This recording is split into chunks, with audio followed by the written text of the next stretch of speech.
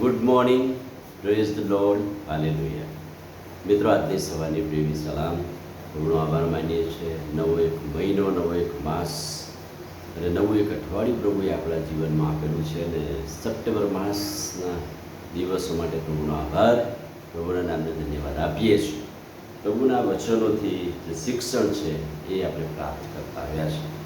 નીતિ વચનનું પુસ્તક તેનો 31મા અધ્યાયમાંથી કેટલીક વાતો આપણે જોઈશું.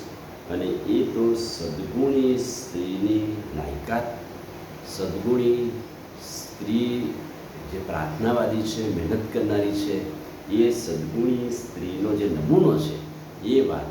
કદાચ તેમાં પ્રાર્થના શબ્દ નથી લખ્યું, પણ ચોક્કસ આપણે એને એ દૃષ્ટિકોણથી જોઈએ કે પ્રાર્થનાવાદી સદગુણી સ્ત્રી, અને એના કેટલાક અંશ અહીંયા આપણે જોવા માંગીએ છીએ. નીતિવચનનું પુસ્તક 31મો અધ્યાય. લમુએલ રાજાની માએ જે દેવવાણી શીખવી તે. લમુએલ રાજાની માની વાત. અને પછી 10મા વચનથી તમે જોજો, સદગુણી સ્ત્રી કોને મળે, કેમ કે તેનું મૂલ્ય તો રત્નો કરતાં ઘણું જ વધારે છે. સદગુણી સ્ત્રી એ ટાઇટલ છે, પણ જો એનો અભ્યાસ કર્યા પછી જો આપણે જોઈએ તો એક એવી લાયકાત ધરાવનારી સ્ત્રી કે જે પ્રાર્થનાવાદી હોય, પ્રભુમાં જીવતી હોય એ જ કરી શકે. અને એટલે સદગુણી સ્ત્રી એને જ કહેવાય જે પ્રાર્થનાવાદી હોય, જે પ્રભુની બીક રાખનારી હોય, પ્રભુની બીકમાં ચાલે. અને એવી એક સદગુણી સ્ત્રીની વાત, અને એમાંથી કેટલાક અંશ આપણે તારવીએ. પહેલી વાત, આ પ્રાર્થનાવાદી સદગુણી સ્ત્રી એક ઈશ્વર ભક્ત સદગુણી સ્ત્રી કહી શકાય. પ્રભુની બીક રાખનારી, પ્રભુનું ભજન કરનારી અને પ્રાર્થનાવાદી સ્ત્રી. એટલે સદગુણી સ્ત્રી એક ઈશ્વર ભક્ત કે જેનો પૂરેપૂરો ભરોસો, વિશ્વાસ એ પ્રભુ પર છે, એટલે એ સદગુણી સ્ત્રી બની શકે. બીજી વાત, આ એક એવી સદગુણી સ્ત્રી છે, પ્રાર્થનાવાદી સ્ત્રી છે, ભક્તિશીલ સ્ત્રી છે, તે એક મહેનતુ કાર્ય કરશે.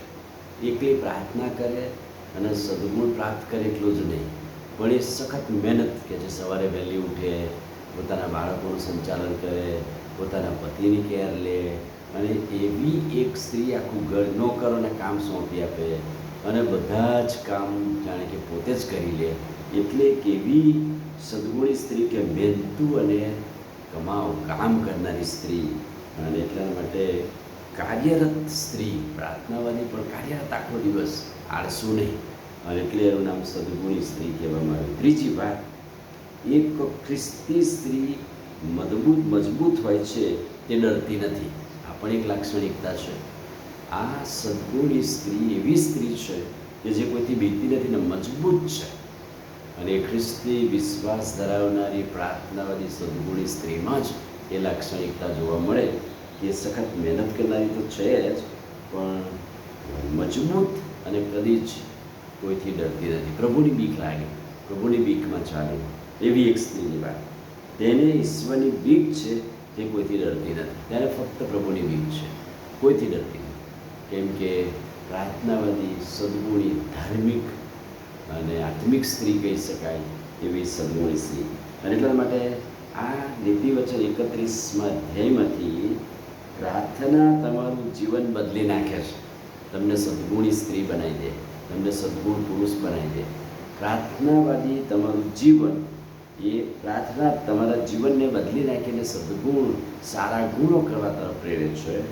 એટલે દરેકની પ્રાર્થના છે કે આપણને સદગુણી સ્ત્રી જેવું મન, સદગુણી સ્ત્રી જેવું મહેનત કરનાર, સદગુણી સ્ત્રી જેવું સંચાલન કરનાર, કુટુંબ ચલાવનાર, ભક્તિભાવ, ભક્તિશીલ સ્ત્રી જેવું હૃદય કે એના જેવી પર્સનાલિટી હોય. એટલા માટે આજે સવારે નીતિવચન 31મા અધ્યાયમાંથી આ એવી એક પ્રાર્થનાવાદી સ્ત્રી વિશેની વાત લખવામાં આવેલી છે. આમીન. પ્રાર્થના કરી.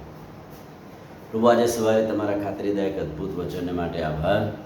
વચનના પ્રકાશમાં અમને દોનો સદગુણી સ્ત્રીની જે લાક્ષણિકતા છે એ જીવનમાં પ્રાર્થનાવાદી, મહેનત કરનારી અને સારા કૃત્યો કરનારી સ્ત્રી તરીકે પ્રચલિત છે. વચનને માટે આભાર. વચન આશીર્વાદિત કરો. પ્રભુ ઈસુના નામમાં માંગીએ છીએ, સાંભળો અને માન્ય કરો. આમીન. God bless you.